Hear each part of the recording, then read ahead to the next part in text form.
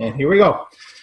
All right, so welcome to the last Cold Fusion Containers Roadshow. Unfortunately, there will be no more cowbell. So this has been a free month-long extravaganza. We had 5 free webinars. The 5th one will be today with Mr. Gavin Pickin.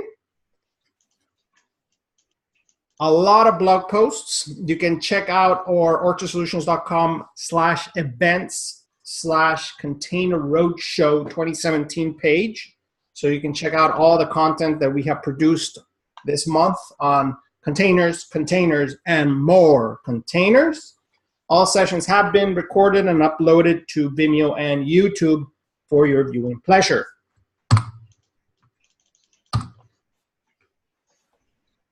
So we have put this roadshow together as part of our free training initiatives in Ortus University. More importantly, we wanted to demystify container technology to the greater CFML community, because you can run, you can code, and you can deploy with Docker today using all the tools that you see on your screen with command box, cfconfig. You can run your ColdBox applications, your CMS applications. So you have no more excuses. You can be running tomorrow's technology today.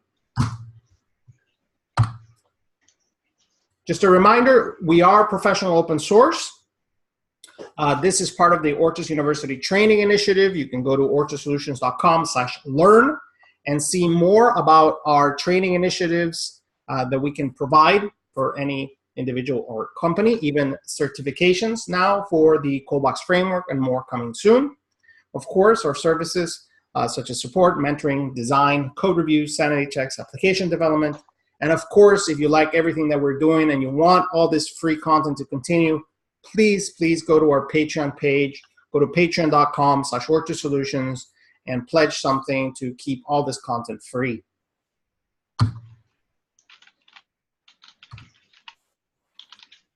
All right, so today is our last session. Mr. Gavin Pickin will give us an intro on how to start playing with Docker and Cold Fusion. A very, very interesting topic. So I'm very excited to see what Gavin has in store. So with that, let's get on with the show. So I'm going to stop the share here, and you can take it away, Mr. Gavin. Sounds good. Good morning, everybody.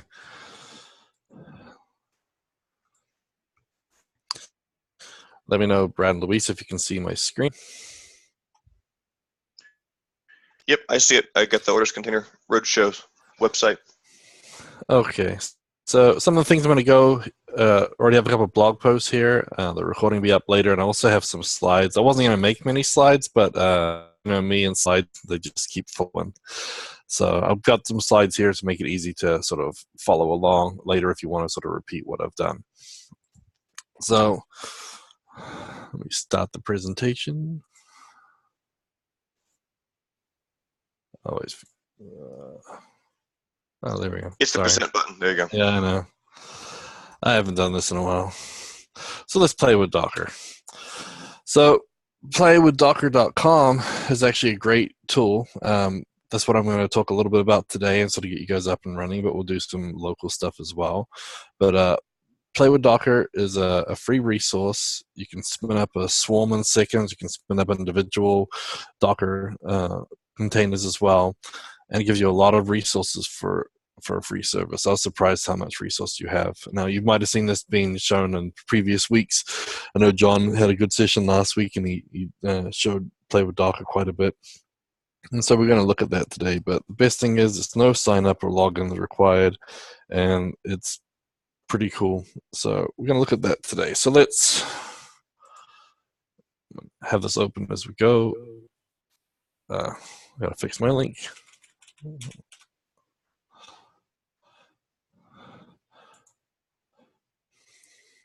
So usually there's a robot button here or something like that, but it doesn't require too much to get up and running. So let's just have a quick look while that's starting. look here. So basically what we want to do first is we want to set up a swarm. So once this gets up and running, we'll be able to go and actually, next to instances, click the little spanner button and be able to do a template. That's one of the new features, which I think is really cool. You don't even have to worry about all the different command line functions to be able to set up workers and managers and add them to the swarm, etc. This will get you up and running without having to do any of that. So there's a couple of simple templates for you there. You don't need to do them, but you can. So I like just keeping it simple. So now we're back here. You'll see that you've got a countdown started. So basically you get 4 hours to play for free. It's a playground, do what you want, and after 4 hours it disappears. If you're finished early, close the session or leave, just so the resources are freed up for everybody else. But basically you've got 4 hours and you can set up some instances. So here we can add a new instance. So in the background is adding instances, which is okay. Like I said, if you do this, you'll have to actually manually go into this node and then type in some commands to do what you want to right here in the window. But it's okay. But to keep it simple, we're going to actually spin up using the instances here. So you'll see that this has so much memory. The CPU gives you a little feedback right there. But what I'm going to do is I'm going to delete this.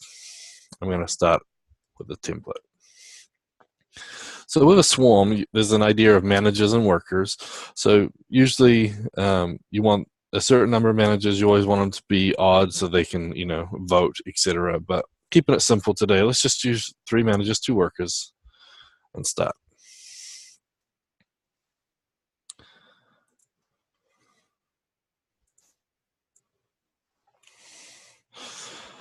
Okay, so once we're done with that, what we're going to do is we're going to use Portainer, which we've seen several times in this roadshow. It's a great tool. It's free, it's powerful, it's simple, and allows you to work with a single Docker and a Docker swarm. So it's a pretty cool little tool, and I like it, especially when you're getting started, because you don't have to worry about all the command line variables. You have a nice graphical user interface to do everything you need to. So we're going to get that installed. Let's go back to playground here, and you'll see that you're spinning up the workers. So you've got a manager, a worker, another manager, and a worker. So you got three managers, 2 workers, and you'll see here that you've got your little console up and running. So what we can do is actually run. So depending on which one we're actually on, you can run different commands. So we'll go back to manager 1, and let's get Portainer set up so we can see what this actually looks like.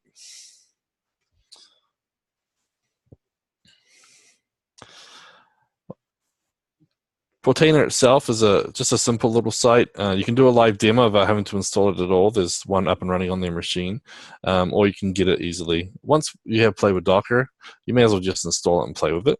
So for installation instructions, if you wanted to do a single Portainer container, you can run these commands. But we want to do the swarm, so we're going to copy this command right here. I put it in the slides just for convenience as well. Actually, I think it's better to copy from the slides for this. So let me go back.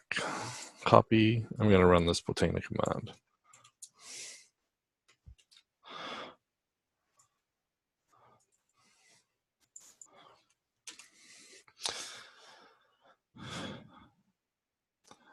Now, watch up here. You just see a port just popped up.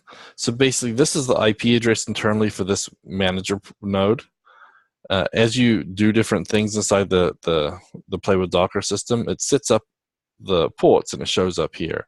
And if you mouse over, you'll see there's a link there. It's really hard to see, but basically they have some special DNS they do that takes this port 9000 and it changes it from a port into a URL. So there are a few restrictions on what you can do connecting into this because of the ports, but for displaying web pages and everything, it works pretty nice. So if we click this here, it's going to open up a new window and allow us to create our password and log in. So just so we're following along with the slides, you guys can go back later. So again, once it opens up, you'll see the little window pop up here, and you can just click on that port and you get taken to the login screen. So now on the login screen, let me create a super secret password that nobody can get into. and create my user, and then I log in. So again, we have a lot of different things going on here, but there is a couple of things that are different when you're in swarm mode. So we have these endpoints here. The primary endpoint is the manager one that we started this from. You also have a swarm button down here that allows you to see the different members of the swarm. And there's a cool cluster virtualizer, which I like to use. So when you click on this, it shows you which node has which items.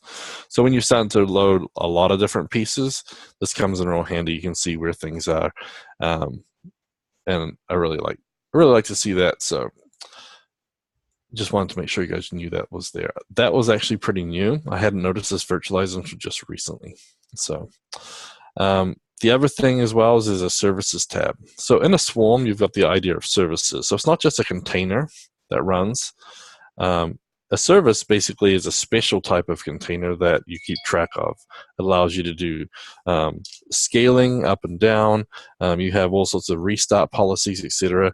There's a lot more useful information and more tasks that can be, orchestrated around a service. The container itself basically just runs on a single node, and you can still work with it, but it's not quite the same. A service, for example, if you have a swarm with 5 different nodes and you have a service running on there on port 8080, for example, that we'll do soon, you'll be able to actually hit any one of those nodes. And the swarm is smart enough to figure out where that service is, which node it's on, and then basically send you to that. So it's called an ingress network, where basically you hit any of the nodes in the swarm, and it's smart enough to find the service and serve it back to you. So it's pretty cool how that works. So there's a few differences, but Portainer is a great tool, and we're going to use that today. So let me get back to the slides, and we'll just work our way through. If anyone has any questions, please speak up as we go. Okay, so we're going to launch a new service or website right now. So let's get things started. So what we're going to do is we're going to click the services in the left-hand menu, and we're going to add a service. Basically, what we're going to do now is we're going to load Ortus, which is an example site that we've built. It's a great little site. It's a content box site, and it's running on an internal DB. So it's actually all built in using a file system. It's an H2 database. It's really good for this type of example because everything's self-contained. You don't need a MySQL database. You don't need to set up another Docker image or link externally. Everything's set up inside of it, and it's ready to go. So this is a good example for you guys to play with. So let's go ahead and do this, and we'll see if we can get that up and running. So under Portainer, we go to Services, and we want to add the service. Now, naming the service is important because that's an internal name for DNS purposes internally. But for this, it's not as bad. So we're going to just call it Ortus. I think that's how we spelled it.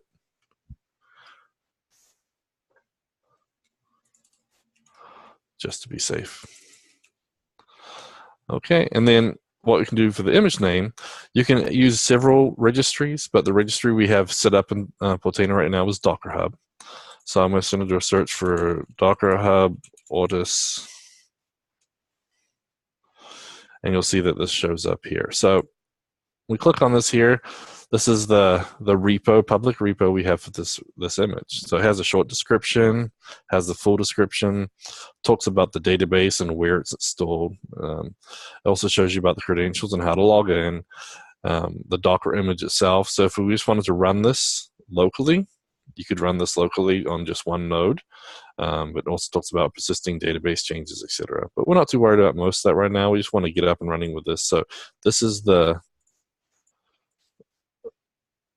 it's going to do that. We just want the username and the image name itself. So I'm going to paste this in here. This is going to give us the image. It's going to go get it, pull it down, and set this up. So we do want to do a couple of things. We want to give it a port. So I'm going to make this 8080. And internally with the command box ports, everything runs on 8080. This is just a loosey setup by default. So 8080 is the internal container port, and we want to be able to access it from 8080 externally. At the bottom here, we can do a lot of different things. So you might have seen that there was a mention about a volume on this page here. So if you want to persist data, so if you guys have a shared folder structure that's shared across the multiple nodes, we could actually do a volume. And then basically, instead of storing the images, for example, from your media library inside the folder that stores this on one node, if you put it to a shared drive, then as you upload the image, it becomes available to all the locations. But we're keeping it simple for right now, so we're just going to leave it where it is. So we won't do anything there. Portainer does a lot of cool stuff with networking automatically. You can set up labels, etc., for this as well to make it easier to control them and maintain them. There's a lot of different pieces. We can talk about secrets. A couple of blog posts on secrets released this week as well. So, but again, we're keeping it simple. The name of the image, where the image is, so we can load it, and then the host port and container. So we're going to start the service. You'll see that here we have replicator 0 of 1. That's showing that it's in process to being spun up. So it's got to pull down the image and get it all set up and running. So if we come back here and click on the name of it, you'll see that some of the settings, when it was created, last updated, which version is it, scheduling mode. You can up and down the replica number here as well. We do different things. So right now, we don't have anything else set for most of this here. As I said, it did set up the network automatically for us. It does have the host port and the container port. Everything's just working. Okay, so there is some cool stuff that I think John mentioned you couldn't do, but I've seen this in the latest version here of Portainer, so I wanted to mention. You can actually do memory reservation and memory limits on your containers. So if you set up a service and you don't want it to use too much memory, you can actually limit it here. You can do the same for reservation of CPU and limit, etc. So if you got a few sites and you want a couple of them not to take up too much memory, but you have a few more that you want, you can actually go and change each service. It's pretty cool. They're updating it all the time. It's really, really awesome. So, okay, so that's up and running, I think now. Let's check and see. We've seen another port has popped up here in our window. So what I'm going to do is I'm going to click on this and see if it's available yet. Some of these sites, by the time the container gets pulled down and spun up and then Lucy has to get warmed up, it can be kind of a process. So it does take a little bit of time. You see error forwarding requests right now. So we still have a little bit more time to wait for it. You can do something called warming up on your containers.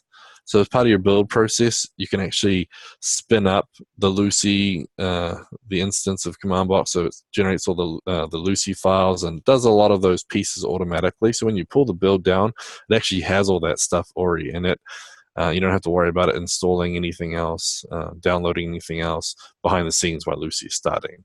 Especially if you're using Lucy 5 and it's the OSGI, because Lucy itself will download a lot of different modules. So just something to be aware of there. It does start up a lot quicker after that, just so you know. So while that's going there, let's check out the slides.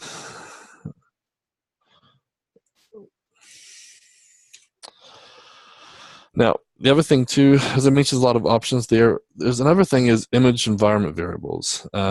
This is a big thing for making your images flexible. You can use environment variables that can get pulled into the images on the fly.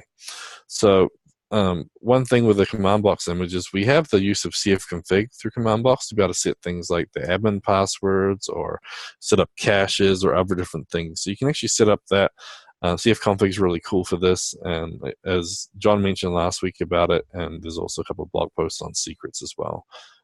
Do check those out. But basically, adding an environment variable like this would allow us to set our admin password for Lucy automatically. Otherwise, when we try and hit it, you'll actually see it pop up and say, what password you'd like to set. And obviously, that's not very secure when you're spinning up images to have unsecure admins. So certain things like this you want to take care of. So as I mentioned, you should see another port pop up. In this example we have here, it actually has 3000. That's because I didn't set the port specifically like I did this one. And you should see a site like this. Let's go back and see if that's ready for us yet. No, it's still spinning up. I'll tell you one thing though, Portainer is great. The Docker Playground is a lot slower during the day. If you use it late at night on the West Coast, it's a very, very different setup. Last night it was spinning. It was going pretty quick. So just so you know. Okay, I'll go back to questions while we wait for that. John said, does it limit the container or the image running inside the container? Basically, John, from what I understand, it's since the image is the container, basically you have each node runs a set of containers. Those containers are built off an image. So container and image are the same thing. The node itself is not restricted. It's the service, which is the container and image together. So when you set that up, it should be, say you have 3 different services deployed, one for each website, you've got to restrict each website. So looking at the next question, John Clausen said that memory reservation, whoop, he was so excited he made a typo. CF config, yeah, it does work for both Lucy and Adobe. Okay, and then he said if you use the JSON file or the environment variable, it sets both Lucy passwords, which is great. Cool, cool. So let's see if this is working now. Live demos, they're always going to fail, right? So this does not like me today. Okay, well, we'll get back to that. Sorry, like I said, it is very slow today. I apologize. So we'll get back to that newly launched site. And trust me, normally it's a little quicker. Shared resources, I guess you can't complain too much about free. Okay, so converting existing site to Docker. So we're going to look at an older site of mine. It's a content box site. It doesn't have all the bells and whistles. It's a pre-updated one. I just noticed I haven't updated it, so I don't want to do that live on the session. But basically, we're going to get it up and running locally with Docker, and then we're going to make it into an image. We're going to send it to our registry, and then use Portainer to install it on our Play with Docker swarm. So first thing we're going to do is we're going to add a DrCompose file. Now, obviously, I talked about Docker file, image building, and registry. So why am I talking about DrCompose here? The main reason is that I think they're just super easy. It's a nice, simple way to do things. It doesn't require all the building steps or whatnot. So I think it's the best way to start when you're playing with Docker. So this is a super simple example here. So we have version 3, which is the DrCompose version. And we're going to basically set up our services. So in the service, we want a CFML service. And the image we're using is the Ortus solutions/command box. And we're going to bind it to a public port of 8080, and it's going to be bound into the internal port of 8080. And to make things real simple, we're going to use the volume of the dot slash, which is the current folder. We want to map that into the /app folder. So inside the container itself, the app folder is where command box runs the app. So we're basically saying we want to map everything from this volume inside the app. So let's get the folder set up.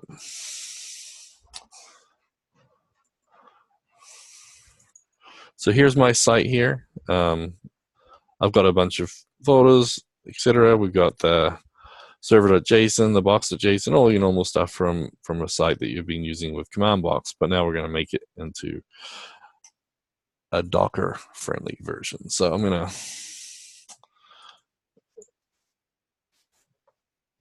pull up my Sublime. Let me pull that over.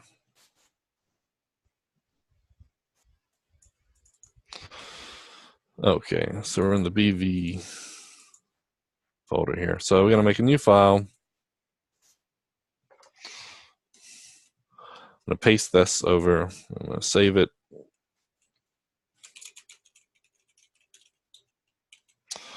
DrCompose.yaml. Okay, so now we have that. Let's see, what does it take to actually get up and running? So we pull over PowerShell, and I am running all this on Windows. So everyone thinks you have to have a Mac or Linux machine for Docker. It works pretty well on Windows, surprisingly.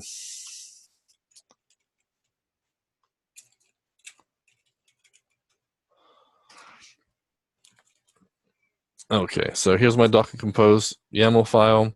Here's my app itself. Just going to show you a couple of things real quick.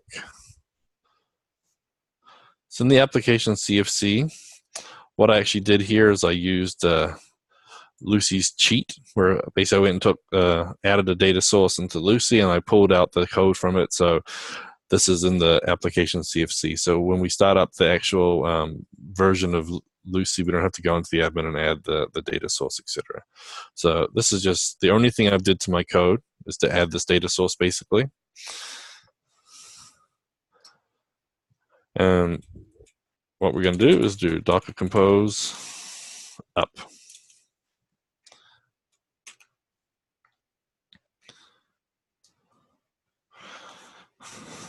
So that's basically reading that DrCompose file and figuring out what we need to do, how to set things up.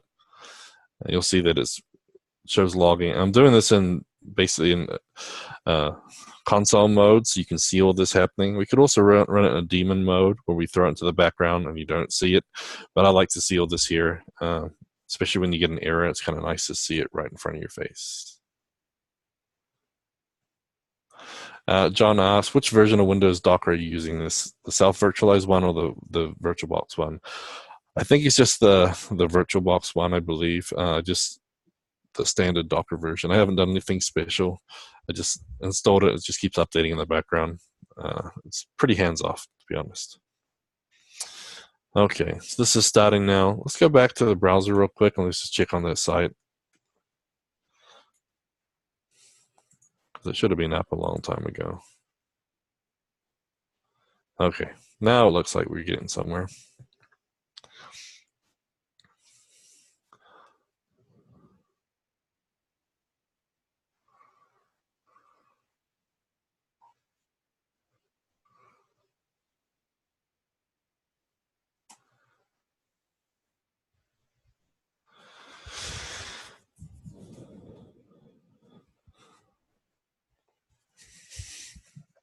Wow, it really is slow today.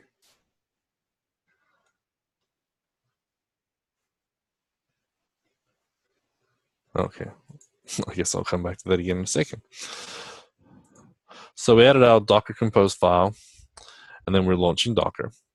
Docker, should be a dash there. I'll have to fix that.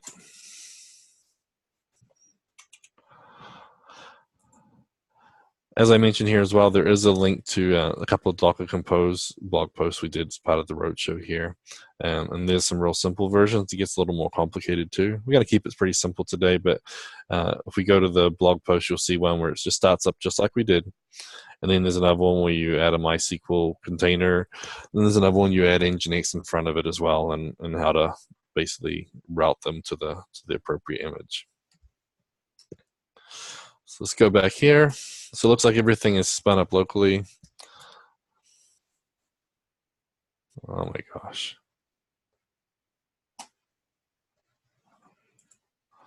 Live demos of the death of me.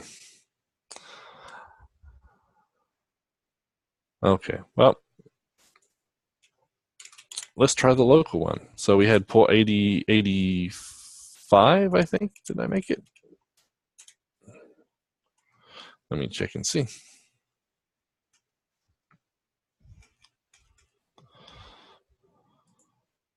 8085. Okay, so let's try that and see what happens.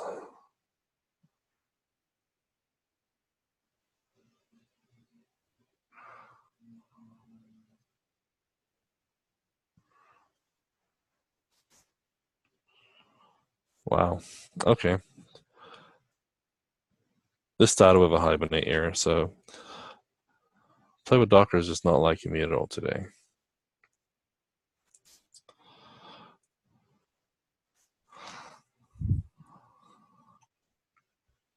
So let's go to services.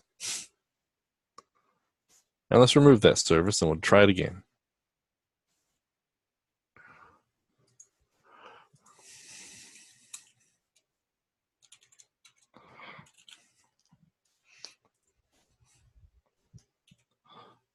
We'll just let it run in the background while we're doing our stuff.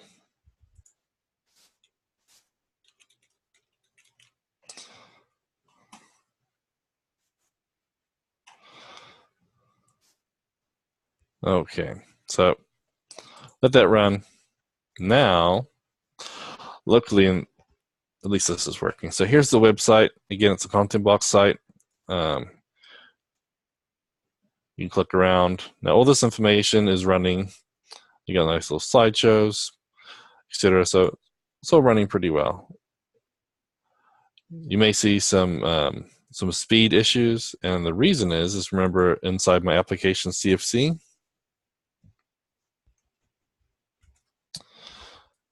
I had it pointing off to another IP. So this is actually an external database off my local network.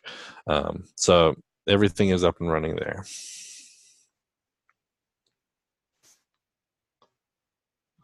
Okay, so this is working now. So DrCompose. So okay, so we got a nice working site here. So let's go and get the next step. So we'll go back to the slides.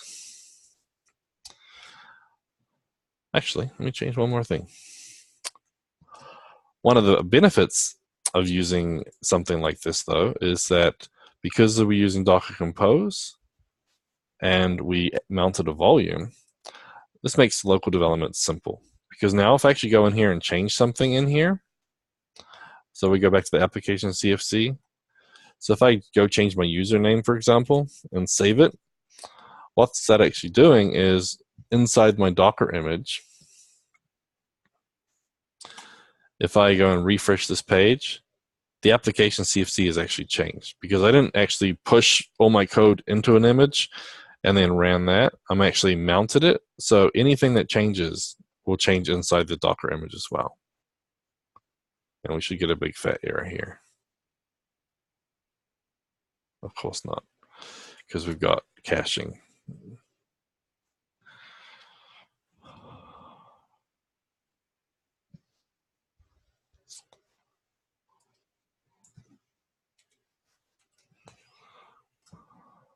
I swear, live demos.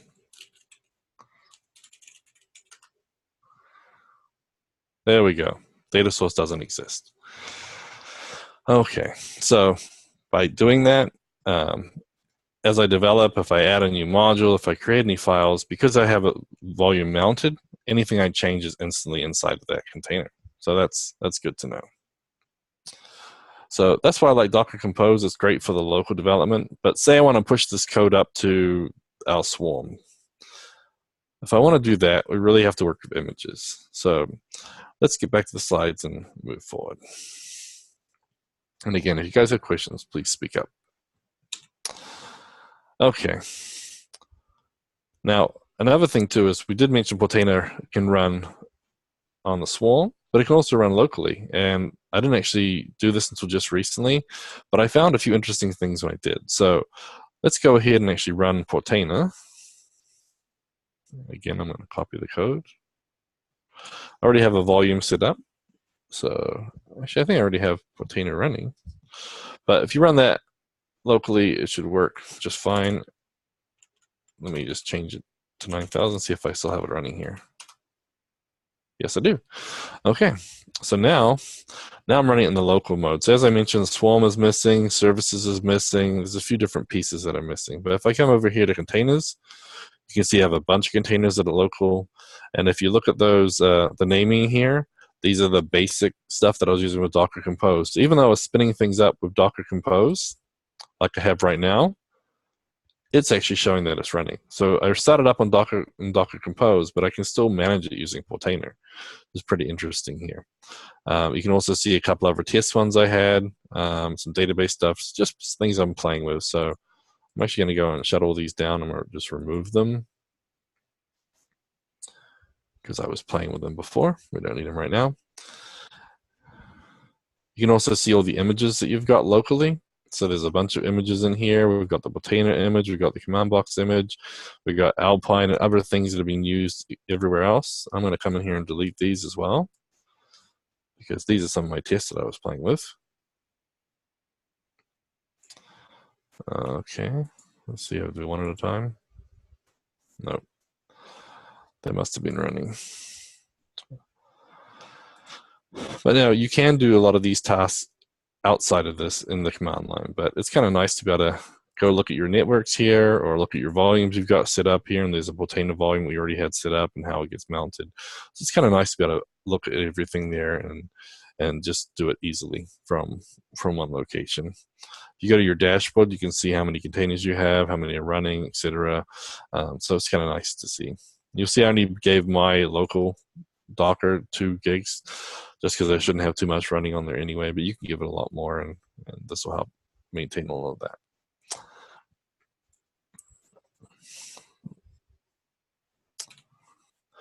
So let's get back to how do we build a Docker image. So basically, once we're happy with the app and we want to deploy this app, we really need to make an image. That's the way most of the tools work, where you want to deploy an image somewhere. If you're using AWS or DigitalOcean or whatever, everything's done around using those images. You can use DrCompose, but that's a little messier on the servers. So the image is the way to go. So let's work on that. Now, for those of you who don't know, basically the way Docker works is it has an image, which is a series of layers, and each layer builds on top of the other. So when we make our changes and build our file, basically what we're doing is we're building on top of what command box already has, and we're just putting our files there on top. So most of the time, only the top piece is what's downloaded. Everything else is already on your local machine or where you're working, on your servers, etc. So when you try and pull this image, you're only pulling the top piece, not everything else. So the Docker file contains the instructions on how to assemble that next layer. So let's look at that. So in this case, we want to have a really simple Docker file. We're going to basically just say from ortus/command box. And by the way, there is a content box image as well, but I'm just using command boxes here, so it's more general for everybody to use, because not everybody uses content box. So that's our first one. So that tells us what image we're building on top of. And then next, we say copy dot, which is the location you're working, to /app. So that's basically copying all those files into the app. So remember before with DrCompose, we talked about having a volume mount. So anything you changed would basically be be mounted in there. So anything you change would change in there. In this case, if we change those files now, it's not going to matter because it actually copies them into the app folder as part of the build process. So these are self-contained. If we made any file changes after we were running this image, it would not make a difference because the files are actually inside of there. So let's look at how to build a Docker image. So here, you compile a Docker image based on the Docker file that we're going to make. I'm going to make them all at the same time. So basically, you just run docker build -if in the Docker file. So -if tells where the Docker file is, and then you'll see the dot. The dot here is actually telling it what directory you want to build from. So I usually have my Docker file inside the root directory. You can put them in a build directory. That's a convention for other people too. So then you may want to actually go up a directory to get to the main directory. When you do this, you'll see something like this: successfully built, and then a little mini hash. And that's basically the ID of this image. So let's go do this before we get too far.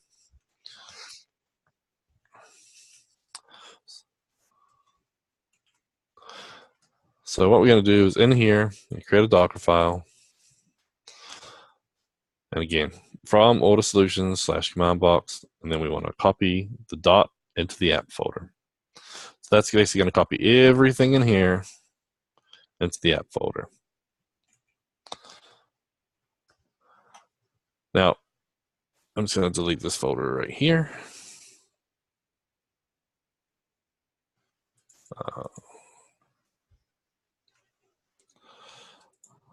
Not because I still have it running.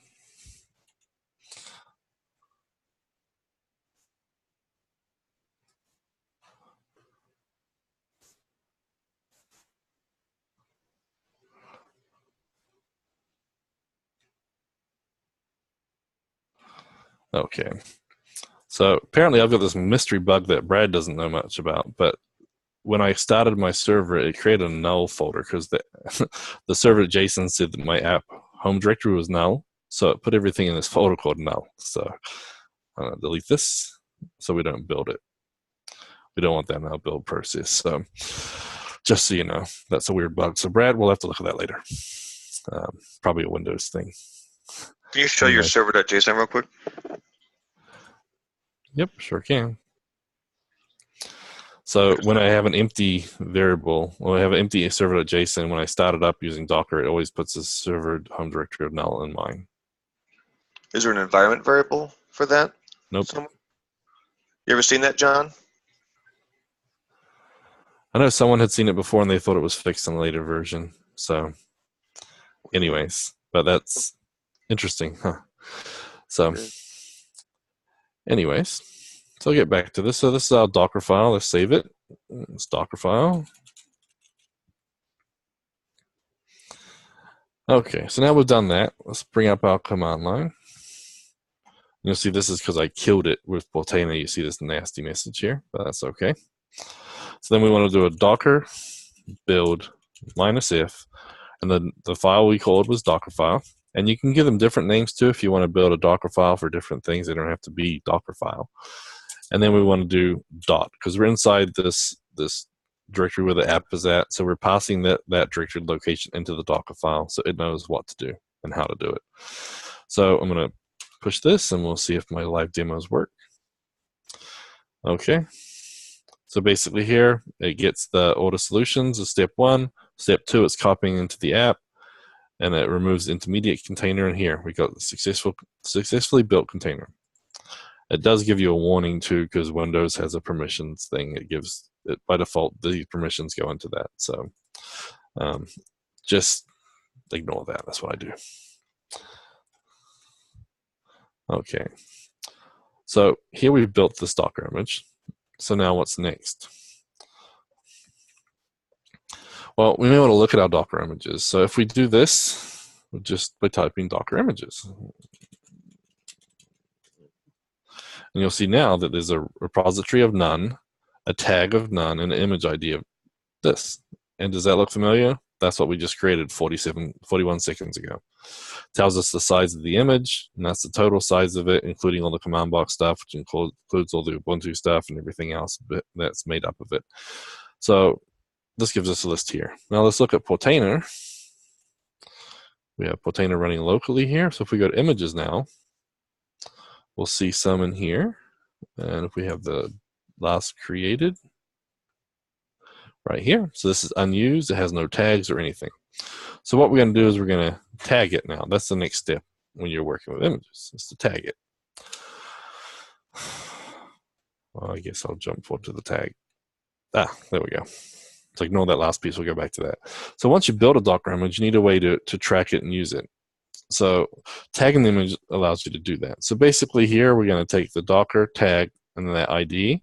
And here is where we're actually going to tag it too. So this is a repo. So that's why I put those other slides in there first. But you basically tell it what you want to tag it as. So here we have my username and a repo name, and then the colon latest. This is like a version. It's like basically it's a tag, so you know how to access that. So let's go back and look at the Docker registry stuff. So to work with Docker images, you really need something like a Docker registry. And there are several registries out there, but the easiest to get started with, I think, is hub.docker.com. It's simple. It's free for public registries. You get one free. There are some popular alternatives like Quay.io, and there's obviously Amazon EC2 container registry and the Google container registry as well. But the quickest way is to get up, let's say, sign up at Docker Hub. And then once you've done that, you can actually use the Docker login command at the CLI to be able to put your username and password and be logged in. So right now, I'm logged in as me. If we just go to hub.docker.com, you can see. I'm just going to log out real quick here. So to sign up, Docker ID, email address, password, that's it. Pretty quick. I'm going to log in again.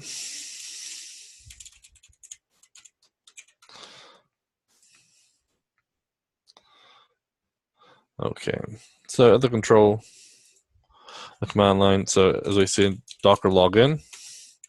It'll ask you what to log in with. Pickin, my magic password, don't look. Once you're logged in, now everything I do is going to be with those credentials. Okay, so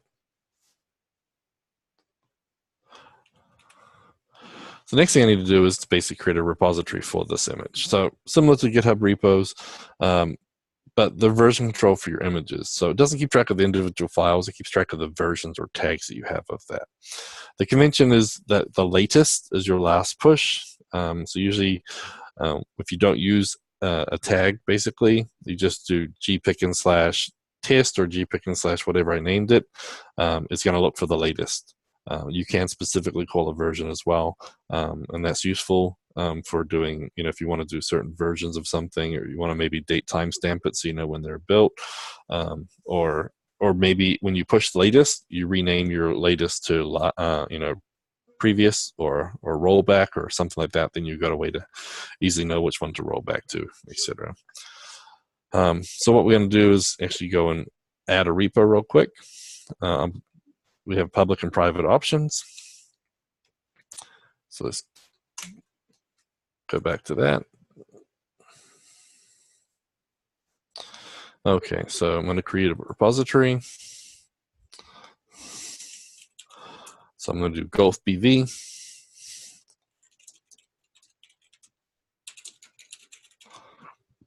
And I have one private one, so I'm going to use that. The reason I'm going to use this is that I'm going to show you how the credentials work in Potato. So I'm going to create it. There we go. This is my Gulf website, etc.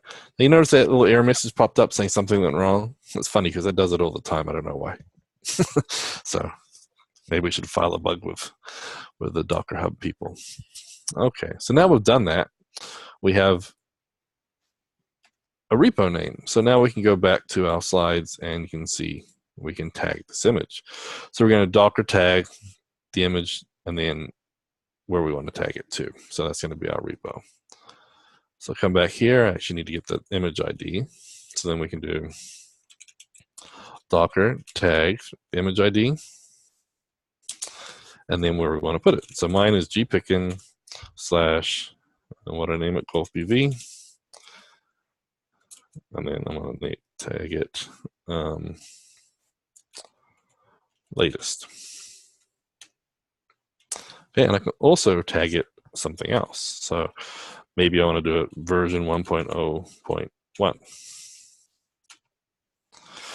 And the reason I'm doing the 1.0.1 is that when I do the next update and we change the latest to some other latest, then we don't want to necessarily lose this image. So we want to tag it so we have something. Okay, so once we've tagged it now it's tagged. So in our system, if we go to Portainer and refresh the image list, there we go. gpickin/ Gulf BV latest and gpickin/ Gulf BV version 1.0.1. So now we have a couple of tags there. So now we can do something with it. So once we tag it, now we have to push it. Again, Docker push. The reason I like this registry is it's already set up. All your Docker commands know where to push it automatically. You don't have to do any other setup. So that's the best way to get started. So Docker push, and then you push the repo. So Docker push gpickin/ Gulf BV. Now I don't have to do a tag. It's pushing everything up. So you'll see here it's preparing, it's waiting, it's looking at all the different layers, and it's pushing up files. And so I have about 50 megs of pitches and other stuff inside that. So that's what it's pushing up. That's basically the biggest time. Most of these here, it knows they're just configuration files and they're already existing. So we don't need to worry about pushing all that up there. Almost done.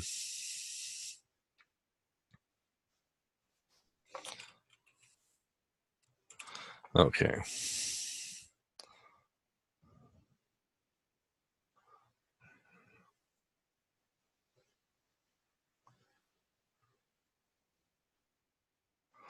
Okay. You'll see a whole bunch of layer already exists, etc. So now it's being pushed. So now if we go back, we can go to Docker Hub and go to tags.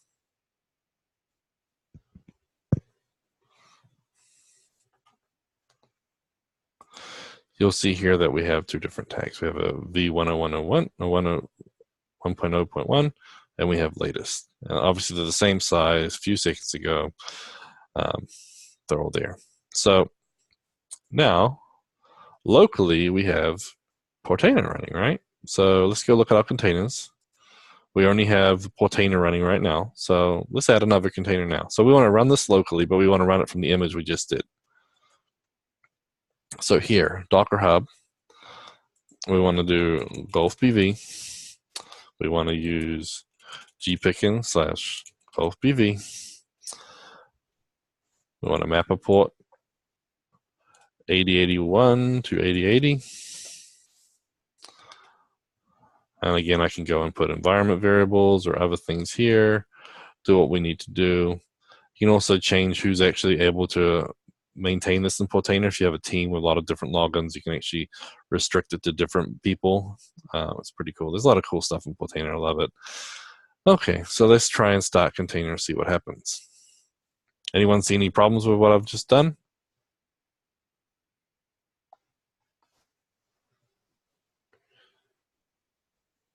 I'll push the button and see if anybody figures it out.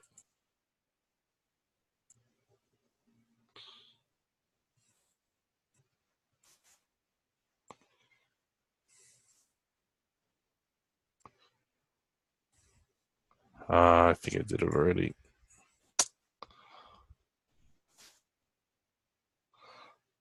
Oh, interesting. Okay, so it's running. Let's try it out.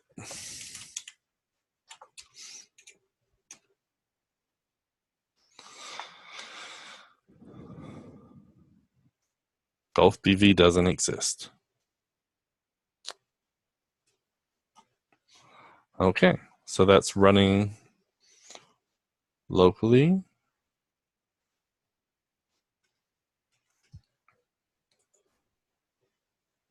Aha! I didn't save my file. So now if I save this file and I try and rerun it, what's going to happen? Same thing, because we ran it from the image. We didn't run it from a volume mount. So that file is actually not there. So let me show you a trick here. So if I go to Golf BV and I go to console, I can actually connect.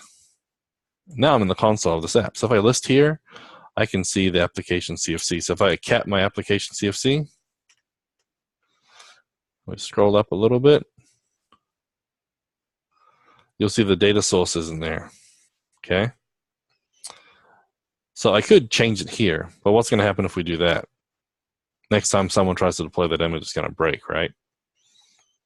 Big problem. So what we need to do is we need to fix it. So I've saved this file now, so now I've got to go and rebuild it. Okay, so we'll go back and cheat. So we're going to rebuild the Docker file.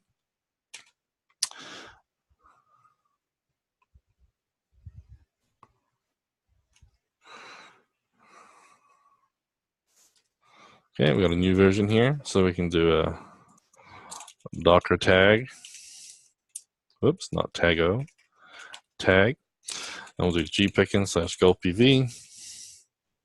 And then now I want to do version 1.0.2.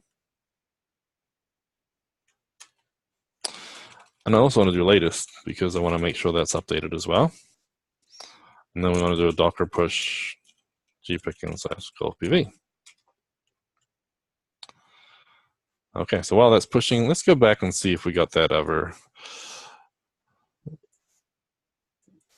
site to work here. I'm hoping this will work now. I apologize for the technical difficulties that happens whenever you're doing live stuff like this.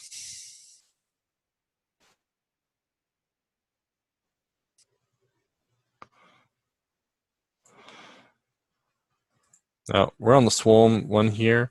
I'm going to add a service while we're at it. So I'm going to come in here, I'm going to say Golf BV, and I'm going to do gpickin / Golf BV. But I'm going to use v1.0.1 because I want to show you what happens when you break it. So this is going to be 8085 to 8080. And I want to create the service.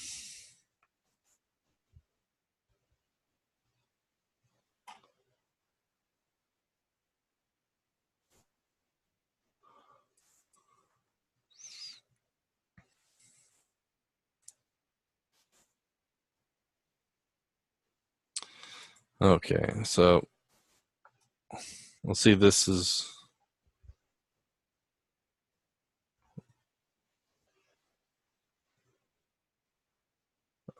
rejected. So what we need to do is we need to go into the registries and turn on authentication and actually log in here.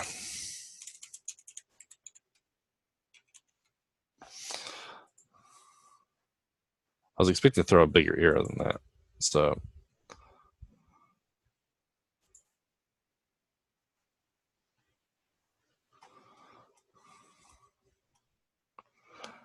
okay, let's just delete the service and start again.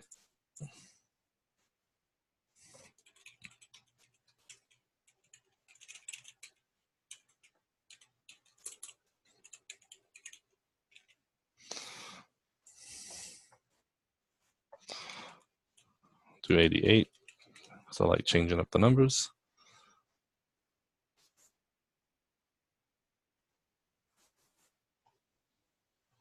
That's preparing. So this one did actually finally work. So as you can see here, it's a nice little website. It's all running on Docker. It's using the embedded database. You go to the blog post, you can see all the images, everything is stored in the data inside the image. You've got comments, you've got filtering, everything's working nicely. All running on Docker, play with Docker using the embedded database. Sorry it took so long to show that. Okay. So now we'll get back. Now everything's pushed. So we can go back and we'll look at Docker Hub.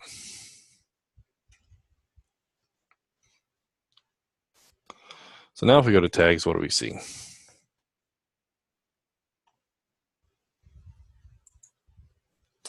Now we see the latest, which was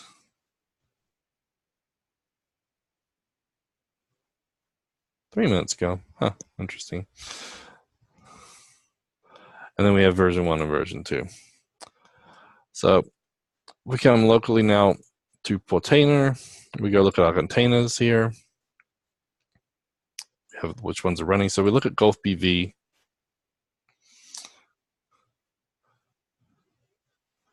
See all the details of this. Looks okay, but let's just remove this one. And add a new container.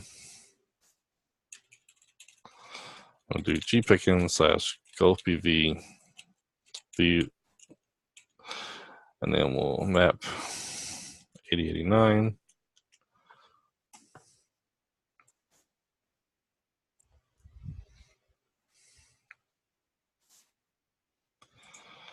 Okay. So this is the 8081 version, which had the non-existing data source. So we're going to run it again in a second here. Let's see if 8089 is ready.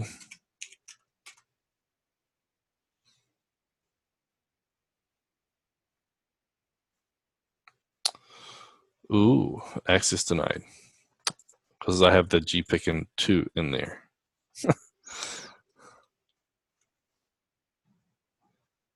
Okay, now I'm going to cheat because I don't want to have to rebuild all that just to show it working. So let's go into the container, go into the console, connect, and go change that file. So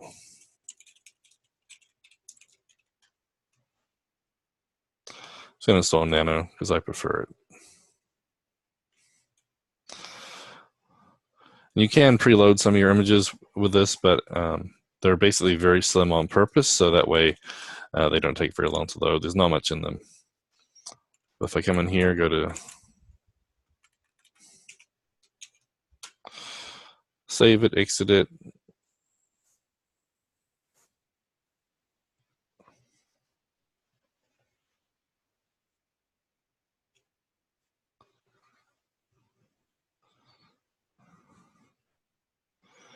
And you should see all the ORM stuff kicking in the background across the network, so a little slow. Get back to the slides while that's doing that. So we just did the deploy to Swarm with Portainer. So we went to the services, we added services, we gave it a name, and then we gave it configuration. So I was using test before, we named it Gulf BV this time. So by doing that, does do some interesting things. But so playing locally, the database is going to work fine. But with play with Docker, I found there's some restrictions. If I wanted to use an external database like that, it seems to give me errors. So we'll have to spin one up to play with. So we'll get to that in a second here. But the big thing is that locally it'll work fine. Play with Docker, it seems like you can get to the ports, you can connect to them, but it's blocking all database traffic, probably just to stop people from using them for their actual Docker machines, because there's an API for Play with Docker and everything else. So let me get back here. So now you can see it's running 8089. It's on our local server, running off the image.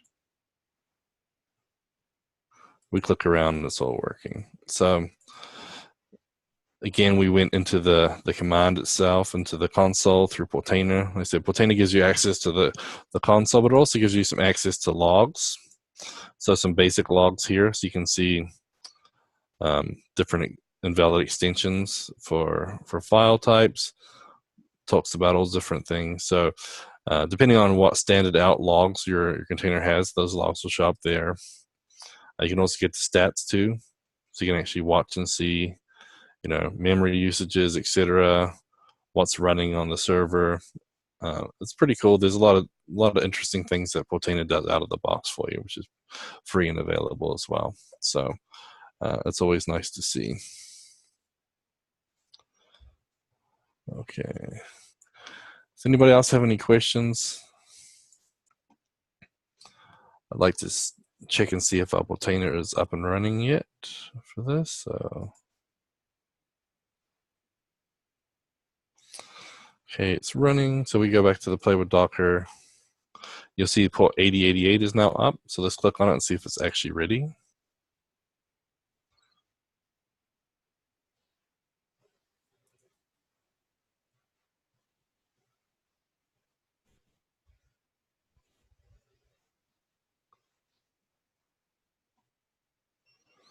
Okay, so this is the first time we've run this image. So this is basically the Lucy setup and everything else. So that's doing its thing there.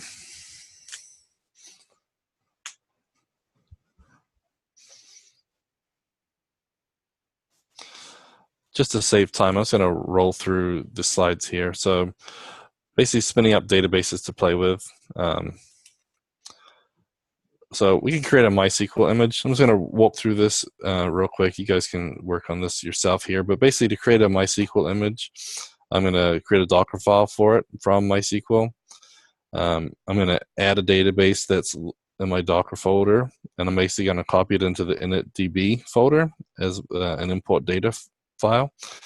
So basically when this image runs up for the first time, it's going to import all the data there and throw it inside MySQL. I'm going to give it a root password and give it the database name I want it to do. So passing those environment variables tells MySQL server how to behave.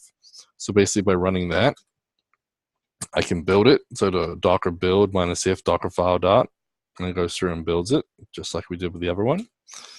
We can tag it and we can push it. So in this case, I was just named it DB, which is probably a terrible name for it. But I tagged it as the DB latest, and then I pushed it. And you'll see all the different mounted froms for the different library. And then you can run the Portainer from Docker just like we did the other ones. So let's get back.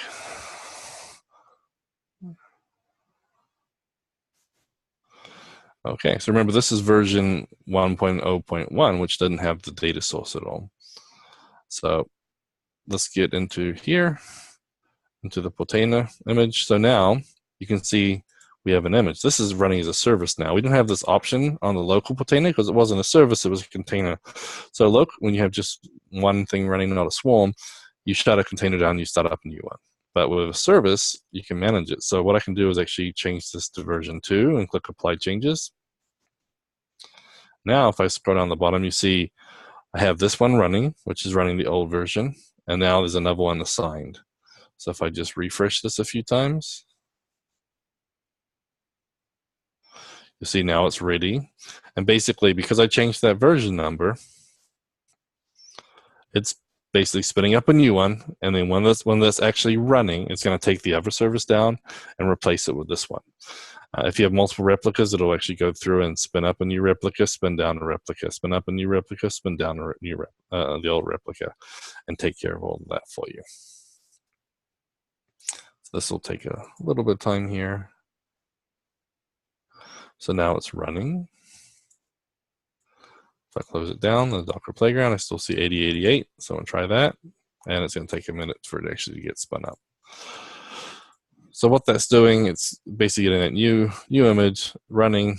Again, we have it all set up. This is a private repo, but it's all working because we have the registries set up here. If you want to have more registries, you can set up Quay or a custom registry. So if you need to use, Google, or if maybe you have GitLab or something your own, you can actually go here.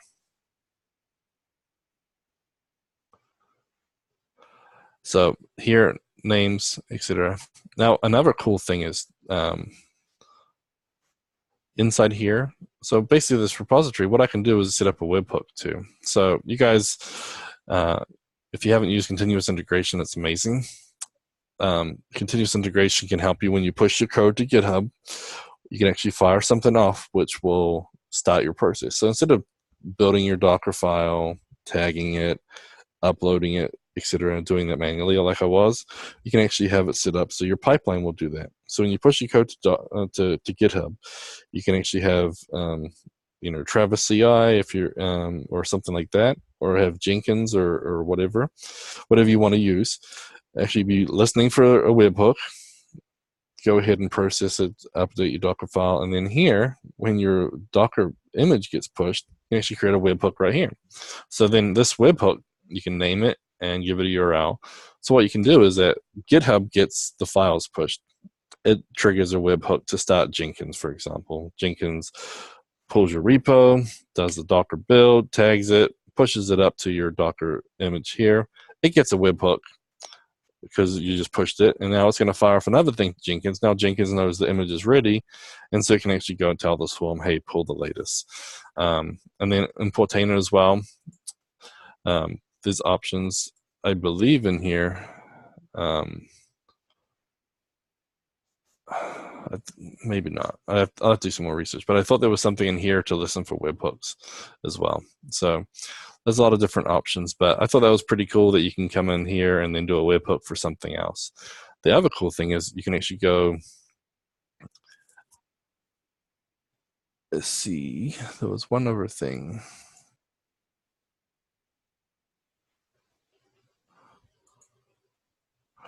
Automated builds. So if we go to create an automated build, you can link your GitHub or Bitbucket account, and actually once you've linked it, you can set up automated builds in here as well. So if you have Bitbucket for private repos and using pipelines, then you can actually set it up and link everything together so you've got some automation here as well. So obviously all the steps we went through today were all sort of slow, do it the old-fashioned way. But the other thing is too that with Portainer, if you're actually locally running a container and you make some changes to the container itself locally, you can come in here and give it an image. So you can create an image and then push it up to Docker Hub. So if you make changes, say you got a Docker Compose and you're making changes to your files or whatnot, you can actually come in here and create the image and push it from Portainer itself. So, command line's great. A lot of people are comfortable with it, but I notice Cold Fusion developers are a little slower to get on that bandwagon. Some people are a little scared of all the command line functions. I always just have trouble remembering them all. So something like Portainer, which is free and easy to install, is a great little tool. So we'll go back here. We'll try refresh one more time.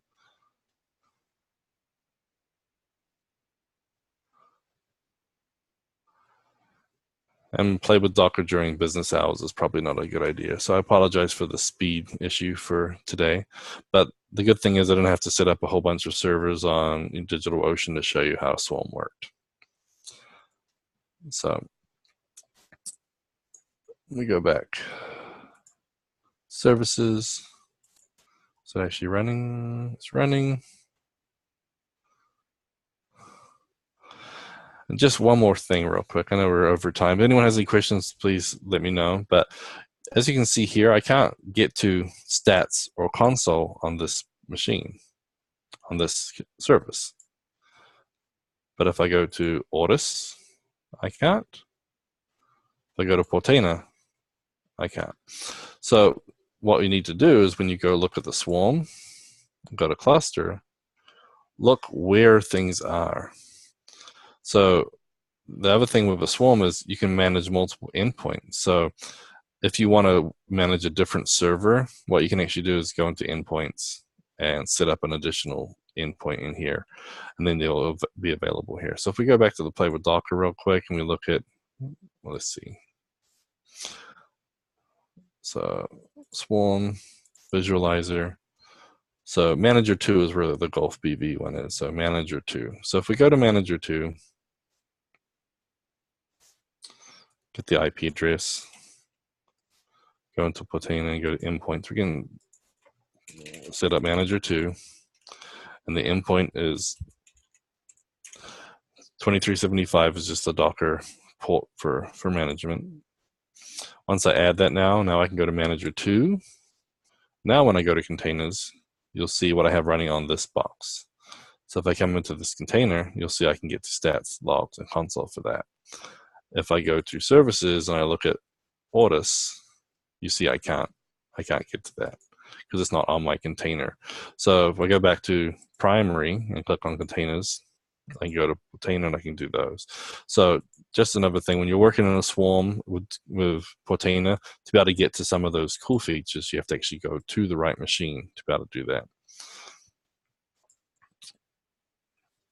And here you see I have a communication link failure. So that's the issue I ran into. So if anyone's figured out how to get Play with Docker to work with database connections without this type of error, please let me know. It'd be kind of nice to be able to show better examples. But basically, if I try and reach an external database, this is what happens. Now, if I telnet to it, I can telnet to it fine.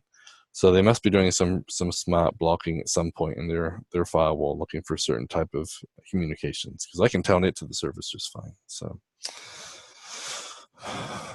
but hopefully that gives you a good rundown, show you how to get up and running. As I mentioned with the slides. So I'll just do this real quick here. So once we did change the Docker MySQL, what you can do is basically change the code to point to the new database location, build the image, tag the image, push the image, import container, remove the old container, and add a new one. And that's how you get the new one. If you're running a service, you just change the image inside of Portainer, so you don't have to do both. You just update it like I did there. So it'll update to the newest version, and it'll take care of rolling out all the replicas. But as I mentioned before, there are some slides on DrCompose, which I think are a good place to start. So if you get to the Container Roadshow site, the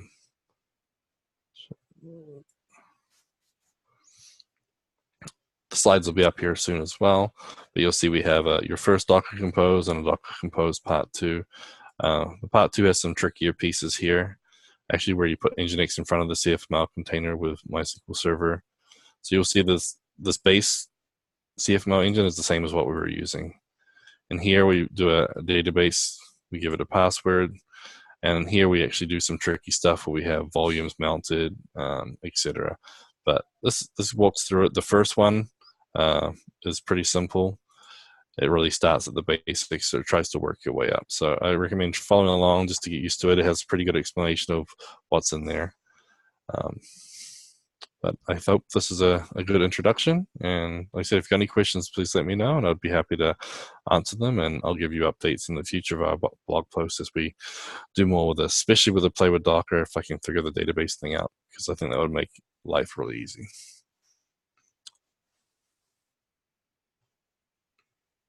Anybody?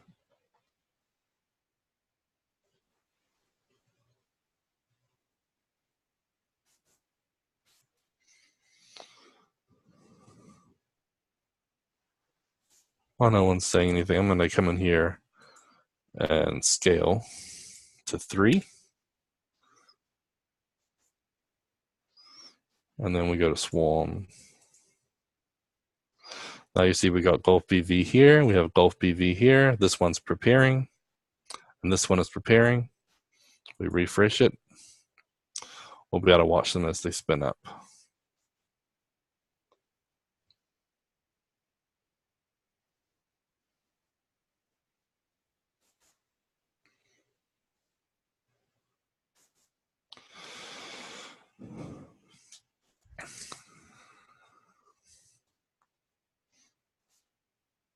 And now you'll see that they're both running. Oh, this one's starting, this one's running. So again, the cluster virtualizer is a nice little tool. I like that too. You can also change it for any running tasks. If you turn that off, you'll see the old ones disappear. It's kind of neat to watch them, see them there. Obviously, this might get pretty busy if you have a lot of websites running a lot of different containers, but it's a pretty cool little tool. Okay, well, not a lot of questions. I know it was a simple beginners, but hopefully this gives you guys the ammunition to be able to walk through yourself and get started with